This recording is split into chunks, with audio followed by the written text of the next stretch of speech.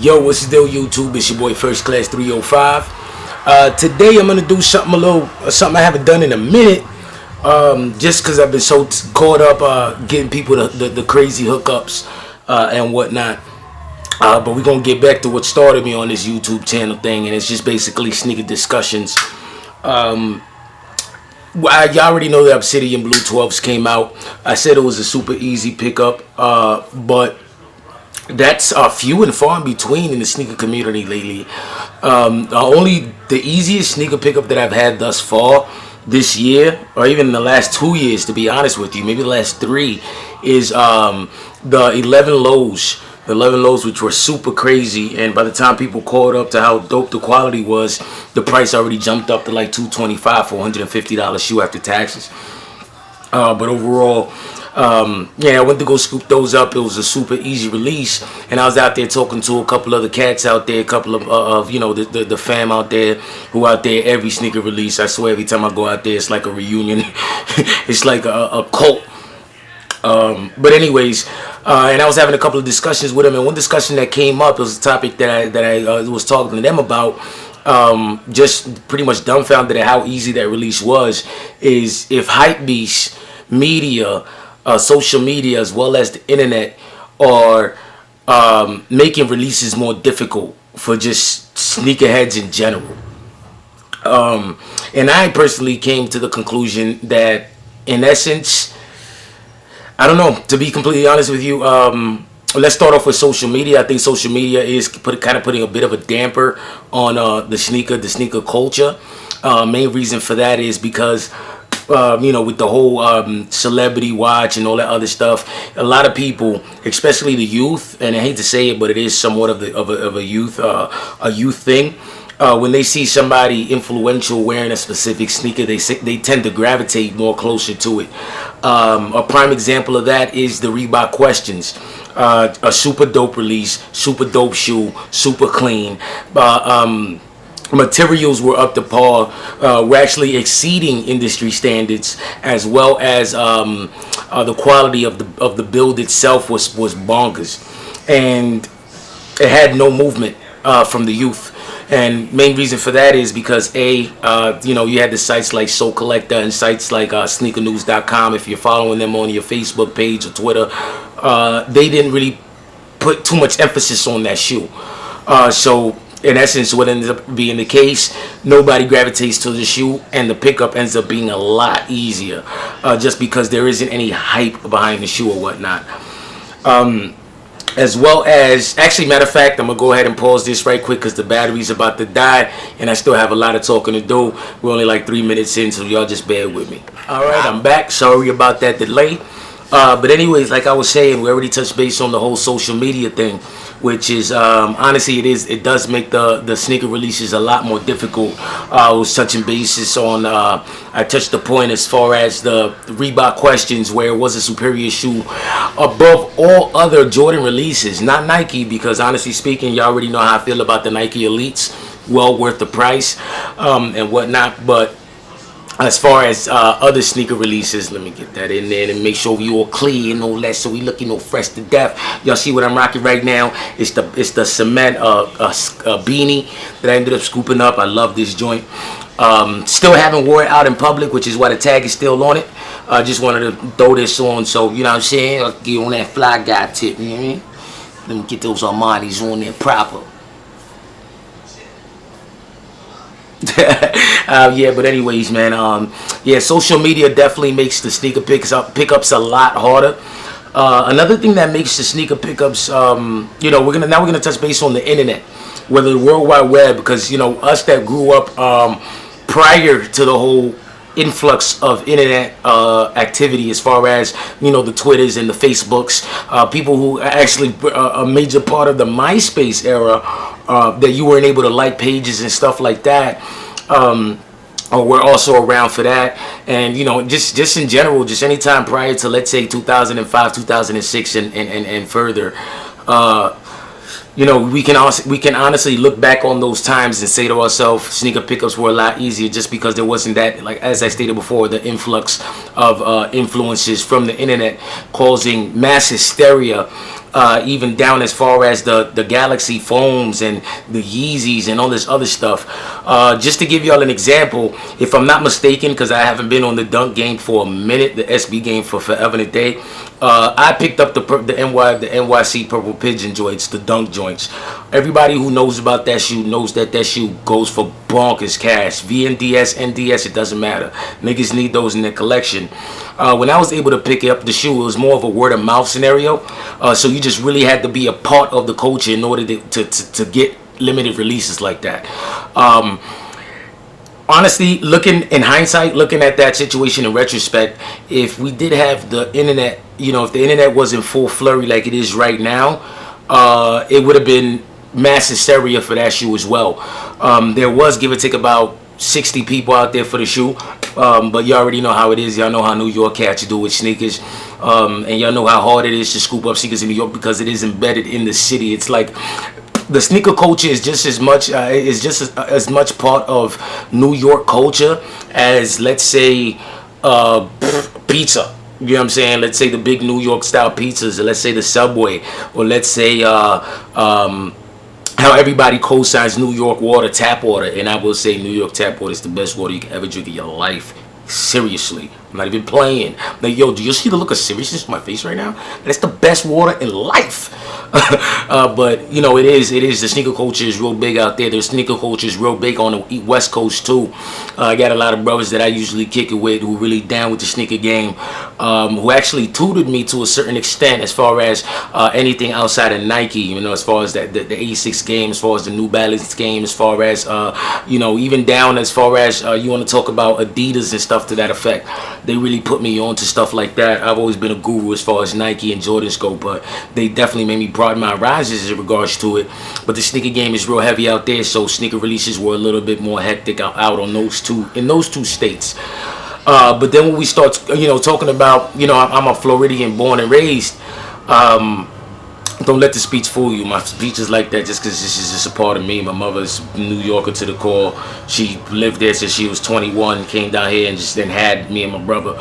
But this is why my accent's so heavy. But when you start talking about the sneaker culture in itself out here in Florida, it was never really hectic. I can go pick up releases it was so easy for me to pick up releases, even limited releases, because we didn't have this influx of internet, being a part of being a driving force for Nike. You got to acclimate to certain things. You do got to deal with certain things and so forth and so on. But when you start talking about whether or not it changed the sneaker game, if you will, I will say that it has. It changed the sneaker game because it's giving people more of an insight to the sneaker world. And sad to say, people see the profit margins and the ability to get rich off one pair of kicks, because at the end of the day, you really can. When you talk about Galaxy foams, the first month or the month and a half or 2 months after they came out, you had people who could have, and I don't knock people for that. I really don't knock resellers for that. If they're doing it for a justifiable reason, let's say to better themselves as far as paying tuition for school, or having to pay rent and you're unemployed, or having to do something, or trying to get your daughter or your wife or somebody a car and stuff to that effect, you really can't look down on them if they're doing it for those reasons alone. Personally, I don't do it, but we can't be biased and just look at it as a consumer point of view. You also got to look at it as the person carrying the goods that you want's point of view. And you're talking about Galaxy foams, or talk about Yeezys for that matter. $260 retail shoe after taxes, and you're able to pay 2 months of rent. If let's say you got let's say you got rent of $800 a month, you can basically pay 3 months of your rent off one pair of sneakers.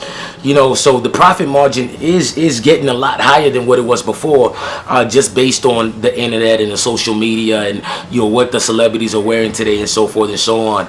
Not mad about it at all. I'm not one of these crabbing ass old dudes who just want to sit back and just talk shit about what the sneaker game has become and so forth and so on. This is my word of advice to all the old heads who talking that shit, and I'm gonna tell you off rip. Look at my face. Shut the fuck up. because it ain't gonna change. You're not the Barack or fucking Obama of the sneaker game, so you're not gonna change it. It's never gonna revert to what it was before. So either deal with it or step aside and let other people go ahead and enjoy the sneakers that come on and so forth and so on. I'm not trying to offend anybody. Y'all know I keep the lab in the rec, so that's exactly what I'm doing right now.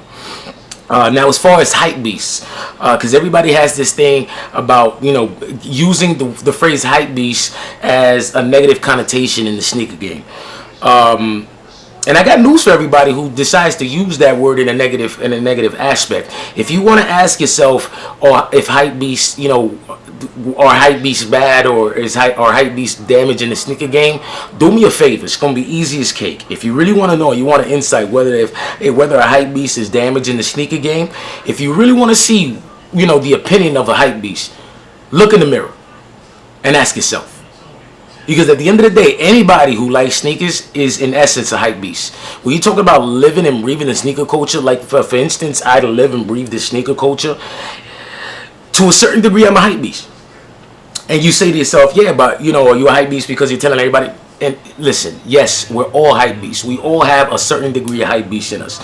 And this is how First Class 305 is going to explain to you why it is that we have a certain level of hype beast. I love to give explanations behind everything, so that's exactly what I'm doing. Have you ever found yourself in a situation where, you're in the sneaker line and you're having a conversation with an absolute stranger, and you find yourself talking about a sneaker that's yet to release? Saying to yourself, yo, I'm gonna give you an example of myself. When I sit down and I do these videos and I talk to y'all about the Olympic 180s, or talk about any upcoming Jordan release, we're hypebeasts. We're bringing hype towards a shoe that has not yet come out. The battery, the car got full, and I completely forgot where I was at. But either way, we just gonna fly by. Like y'all already know, this is unscripted, 180% unscripted. So I just shoot from the hip and I just talk my madness. But yeah, like I was saying, we're all hype beasts. We've definitely all been hype beasts. We are all hype beasts. When you sit down, if you think about it, and like I said, the best marketing ploy in any business or in any culture, in any hobby, if you will, is word of mouth. So let's say you find yourself in a situation where you just put somebody on a pair of sneakers that are coming out. Let's use the Olympic 180s as an example. There's people who may not have known that the Olympic 180s are coming out. So in essence, you're talking about one less person that was going to the store to buy this shoe. Yet you just put them onto it. You just spoke about that shoe to this individual. You just spoke about something that you're passionate about. So there's not negative with it. That's why I'm saying that we just got to get rid of that negative connotation with the word hype beast. You say to yourself, you just put this nigga on. So I'm pretty sure this dude is going to go home and he's going to go do that Google search. He's going to type in Nike Air Force 180 Olympic. He's going to see that shoe. He's going to love that shoe. He's going to go ahead and tell his friend about the shoe. Now that friend is going to do the exact same thing. See about the shoe, talk about the shoe, tell another group of individuals about the shoe. And now all these people are now wanting to buy the shoe that you spread it to them because you're up on your latest and you wanted to talk about the shoe just because you just like to talk sneakers. You just started hype. You just initiated hype. So in essence, you're a hype beast. And my reasoning for saying that is just so we can just leave the negativity as far as hype beasts go, so we can just all come together as just a community and just love sneakers like we have been doing for so many years. And in essence, does it make it harder to buy? Absolutely. But I don't know about you guys, but for me personally, and maybe it's just the sadomasochism that I live by in my life. I actually enjoy a hectic release. And it sounds blasphemous, but I enjoy hectic releases. Why? Because it's almost like gambling. It's a certain rush. It's a certain adrenaline rush that you get not knowing if you're going to buy the sneakers or not. And that's probably why every time I want to buy a pair of sneakers, I can get them, and I do get them. Because with me, it's more about the love of the sneakers, and it's not about, what the fuck, these goddamn, these resellers are out here, and this and the third. You're not having fun with it anymore. And that's the problem. People aren't having fun with the sneaker culture anymore. And it's saddening overall. But I just really wanted to talk. I really wanted to touch bases in regards to that, just to let y'all know exactly what First Class 305 feels about whether or not the multimedia, if you will, Whether the World Wide Web, social media, or Hypebeasts are damaging sneaker releases or making sneaker releases harder. And to be completely honest with you, this is just my opinion. It is to a certain degree, but we all play a role in it. And that's basically where it's at. I'm not gonna stop buying sneakers. It's just not gonna happen. I just have a love for sneakers. It runs deep. Y'all know I picked up the Obsidian Blue 12s, and it is what it is. And I'll continue buying sneakers until I'm dead broke, which probably ain't never gonna be the case, or to the day my ticket stops bumping. But yeah, man, it's just basically where I'm at. I don't really want to, I'm not trying to offend anybody. I'm not trying to, make anybody bad. I probably ruffled a couple of feathers as far as calling people hype beasts, but I'm hoping that my explanation behind it helps you understand where my reasoning or my logic of thinking comes from. Because in essence, we are definitely all hype beasts. If you bought a pair of sneakers, if you bought any pair of J's or spoken to anybody in regards to it, you're definitely a hype beast.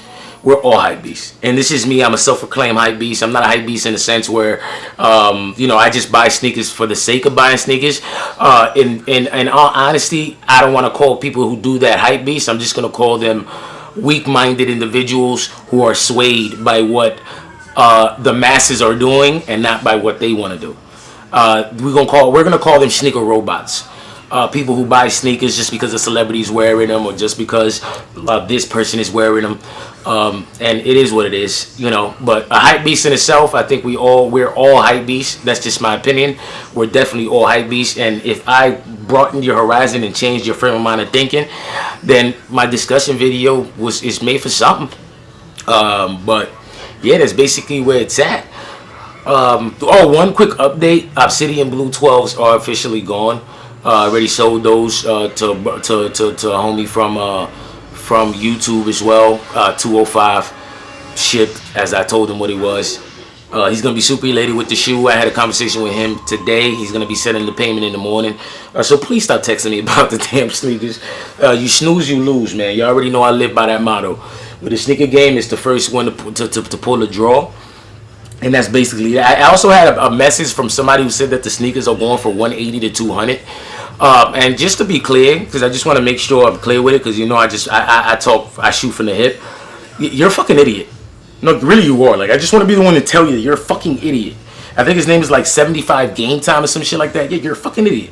And the reason that I say that is because he's basing it off of what's the word I'm looking for? He's basing it off of online auctions on eBay that have another 3 days left on the auction.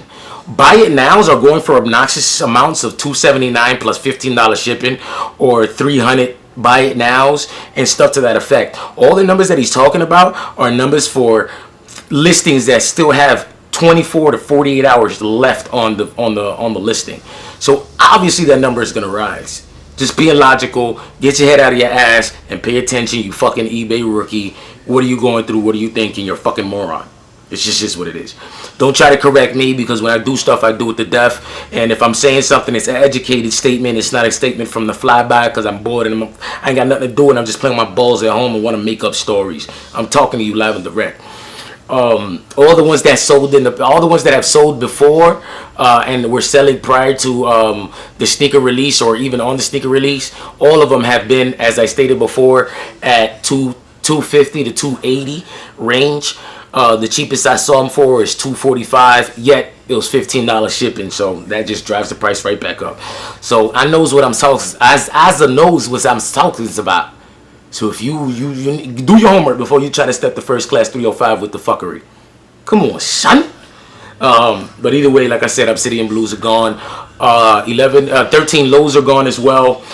Still got the True Blue 3s as well as the Flint 13s. I'm definitely trying to get rid of. So definitely revert to the other videos and see about those. But on that note, I'm not going to take up any more time because I got a track I want to do right now. I'm going to go record some shit right now.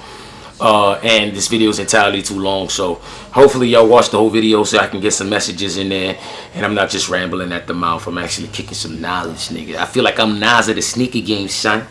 My nigga J-Star 25 is like KRS-One of the sneaker game, and I'm like Nas of the sneaker game. Because you know you gotta be hardcore when you talk about that. But whatever, man. It's your boy First Class 305. My face chucking up them doses. Salute, nigga.